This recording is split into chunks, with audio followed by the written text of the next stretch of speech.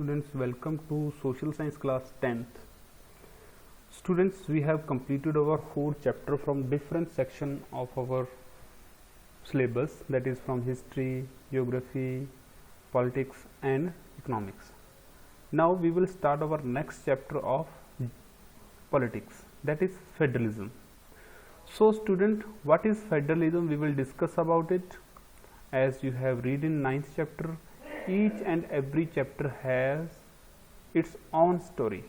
So let us start. Let us read the preview of the chapter. In the previous chapter we will note about the vertical division of among the power sharing. Different level of government is one of the major form of power sharing in modern democracies. In this chapter we will focus on the form of power sharing. It is most commonly referred to as federalism. We begin by describing federalism in general terms. The rest of the chapter tries to understand the theory of practice of federalism in India.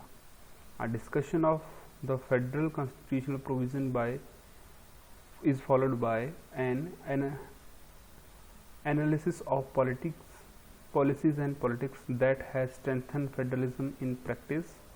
Towards the end of the chapter, we turn to the local government, a new and third tier of Indian federalism. So student, in this overview it is said that in previous chapter we have discussed about forms of power sharing: horizontal division of power, vertical division of power, power sharing among different pressure groups and community government, etc. So in this chapter we will discuss about the vertical division of power. This is called federal system of government. When power is shared, you can write down, when power is shared among different at the central level as well as on the subordinate level. This system of power sharing is called vertical division of power and federal system of government. So let us go to the first topic of chapter.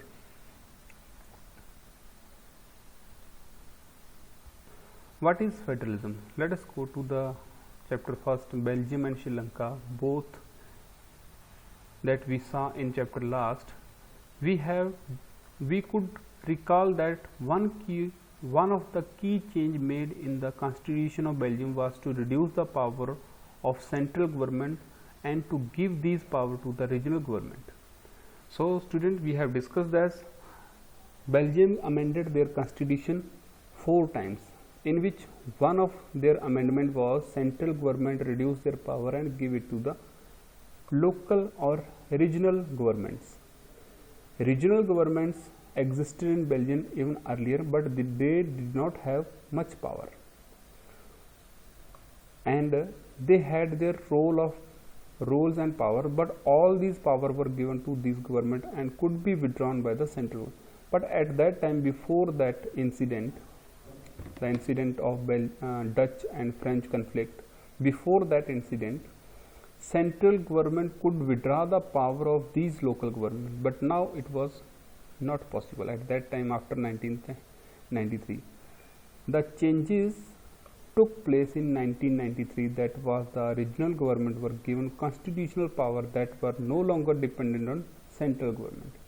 Now central government did not have right to control the local government or the regional government. Regional means Kshetriya or the local.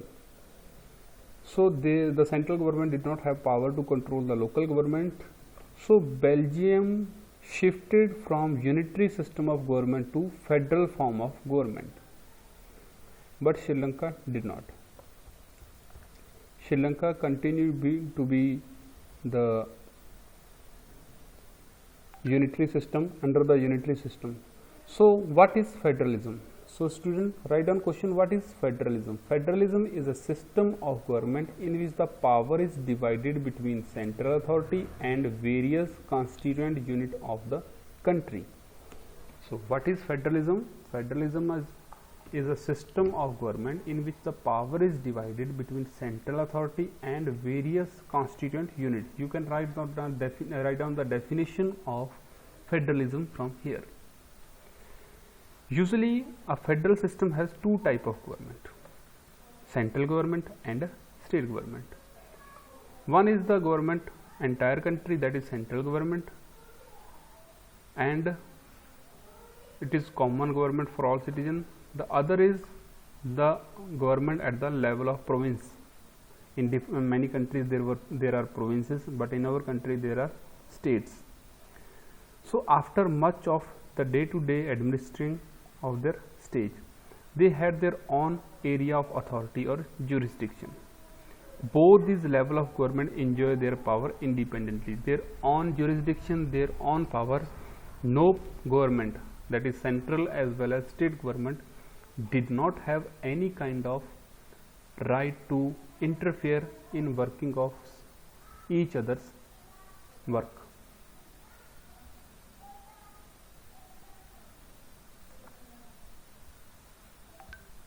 So student, in this sense, federation are contrasted with unitary government. Under unitary system, either there is only one level of government or the subunits are subordinate, means subunits or sub-governments are controlled by central governments. But in federal system, there are certain features of federalism in which state government has its own power, central government has its own power. State government has power of its own for which it is not answerable to the central government. Both these government are separately answerable to the people, because we choose the government and we address the people according to on our behalf, or the state we choose the government and government is answerable to us, not to any other type of government. So students, this is the definition of federalism. In next video we will discuss about the features of federalism.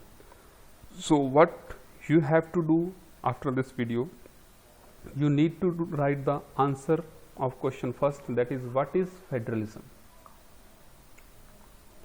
Next is what did the Belgian government do to make itself federal system of government. And next is before federation, what type of system was there in the democracies. So these three questions can be answered from this topic. In next video we will discuss about the features of federalism. So features are 7. We will discuss one by one in next video. Thank you.